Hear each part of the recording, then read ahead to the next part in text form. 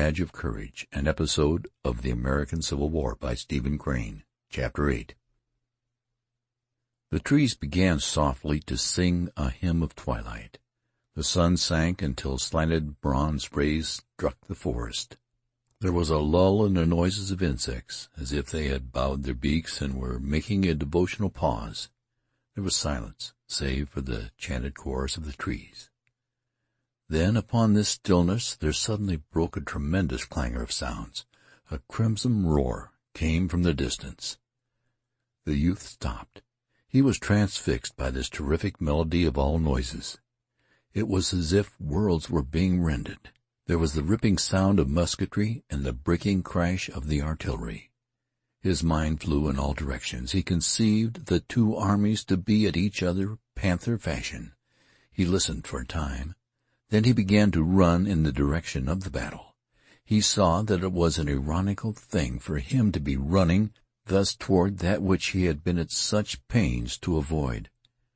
But he said in substance to himself that if the earth and the moon were about to clash, many persons would doubtless plan to get upon the roofs to witness the collision.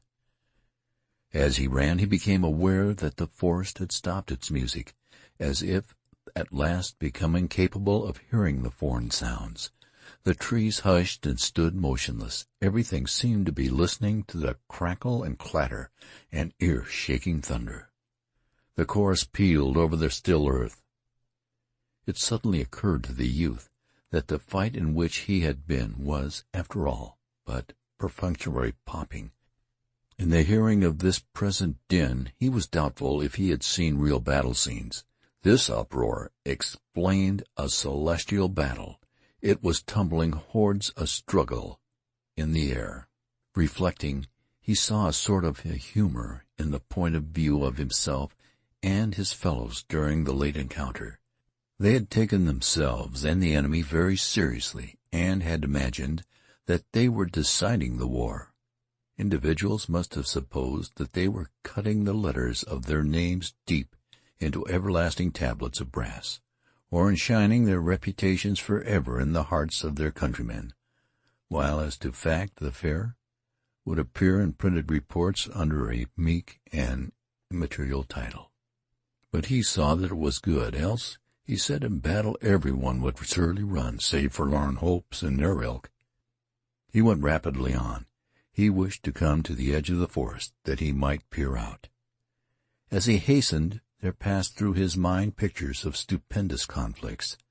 His accumulated thought upon such subjects was used to form scenes. The noise was as the voice of an eloquent being describing.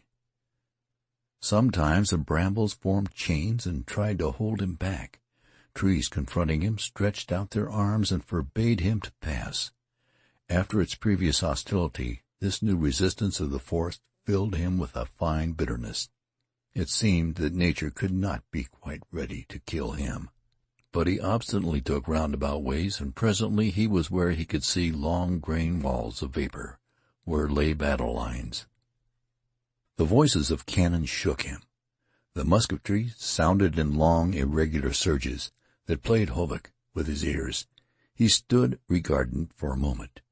His eyes had an awestruck expression. He gawked in the direction of the fight. Presently he proceeded again on his forward way. The battle was like the grinding of an immense and terrible machine to him. Its complexities and powers, its grim processes, fascinated him. He must go close and see it produce corpses. He came to a fence and clambered over it. On the far side the ground was littered with clothes and guns. A newspaper folded up lay in the dirt. A dead soldier was stretched with his face hidden in his arm. Further off there was a group of 4 or 5 corpses, keeping mournful company. A hot sun had blazed upon the spot. In this place the youth felt that he was an invader. This forgotten part of the battleground was owned by the dead men, and he hurried in a vague apprehension that one of the swollen forms would rise and tell him to be gone. He came finally to a road from which he could see in the distance dark and agitated bodies of troops, smoke-fringed. In the lane was a blood-stained crowd streaming to the rear. The wounded men were cursing, groaning, and wailing. In the air always was a mighty swell of sound that seemed to sway the earth.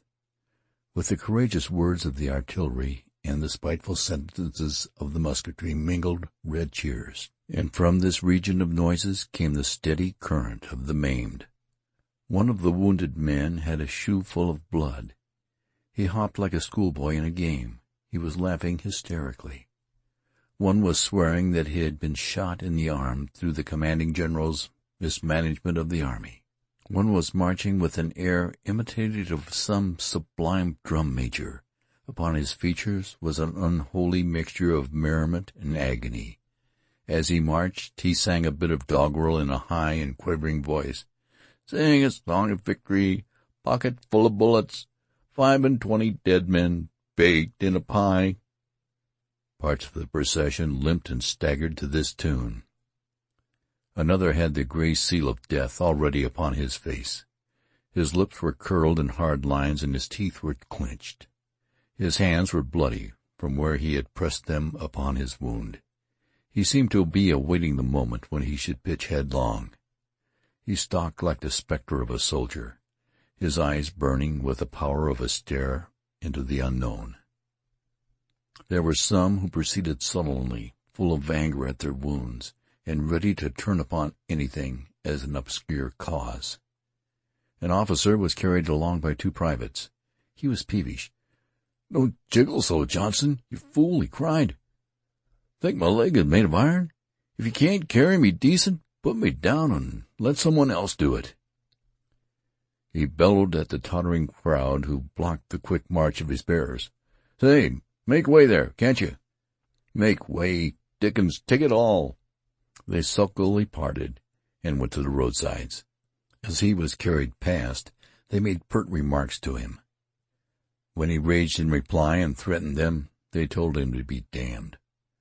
The soldier of one of the tramping bearers knocked heavily into the spectral soldier, who was staring into the unknown. The youth joined his crowd and marched along with it. The torn bodies expressed the awful machinery in which the men had been entangled.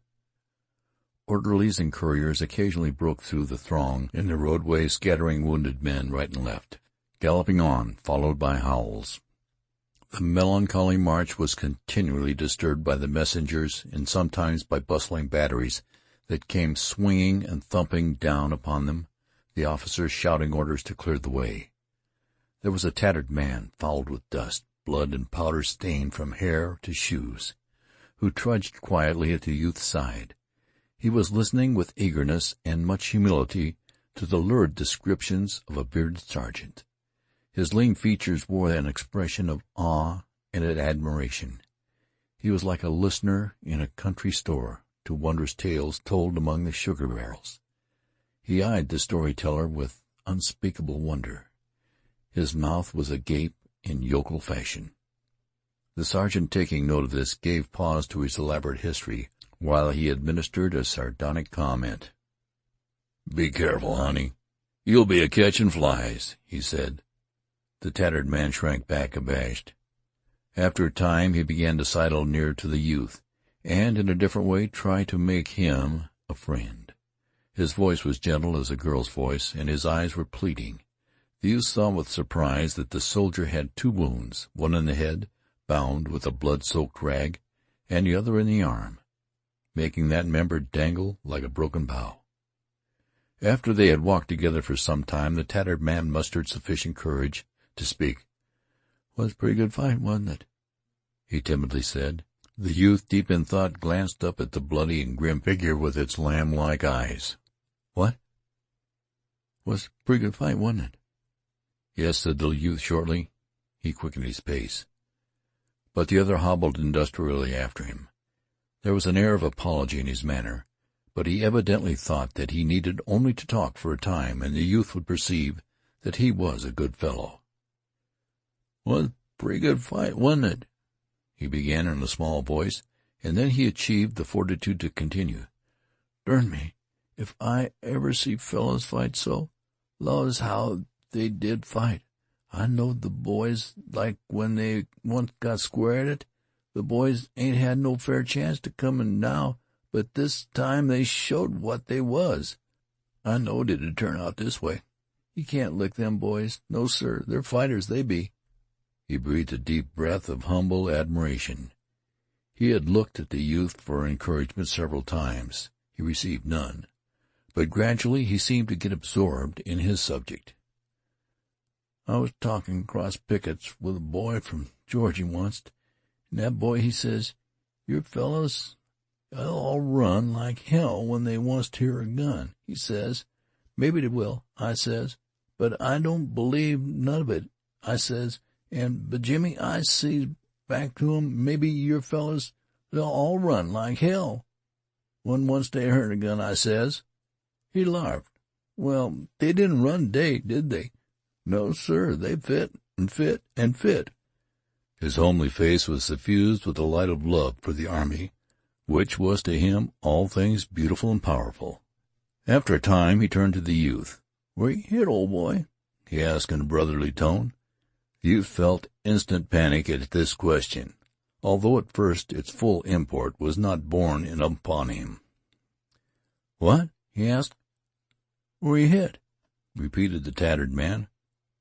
"Why," began the youth, that is, why I—" He turned away suddenly and slid through the crowd. His brow was heavily flushed, and his fingers were picking nervously at one of his buttons. He bent his head and fastened his eyes studiously upon the button as if it were a little problem. The tattered man looked after him in astonishment. Chapter 8